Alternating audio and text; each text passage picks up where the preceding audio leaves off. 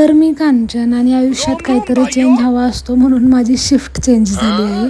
आणि सकाळी जे 4ला उठायचं ते आता होती 9 ते 6ची शिफ्ट. उठून आवरलं, ब्रश केला आणि टिफिनला बरंच काय बनवून मी ऑफिसला निघाले.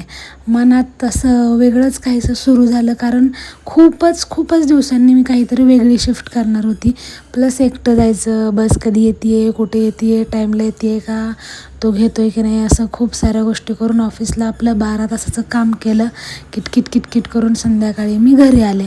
खूप कंटाळले होते, कसं तरी होत होतं, पण ठीक आहे. त्याच्यानंतर ही आमची तुरू खालची पळणारी पोरगी मागच लागलेली तनीच्या, तिला मी घरी घेऊन आले.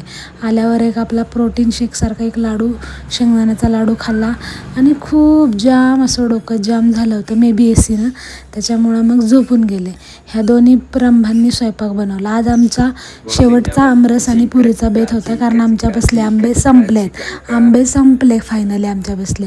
मग मस्त आमरस पुरी खाल्ली आणि त्याच्यानंतर भांडी घासायची होती, जी की आपल्याकडं होती. सो त्यांनी 4 वेळा आली, धुऊ का, हे करू का, ती करू का, म्हणलं घासते का त्याने, आणि असं करून भांडी घासली. त्याच्यानंतर त्यांनी हे चूरण बनवले, पचनशक्ती चूरण, त्याला पचन होतं म्हणून ते करून असं उद्यासाठी चतुर्थी असल्यामुळे शाबू भिजत घातले.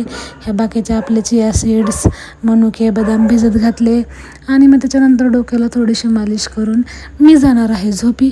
तुम्ही पण झोपा आणि मला असंच पाहत राहण्यासाठी thank you so much. Bye bye.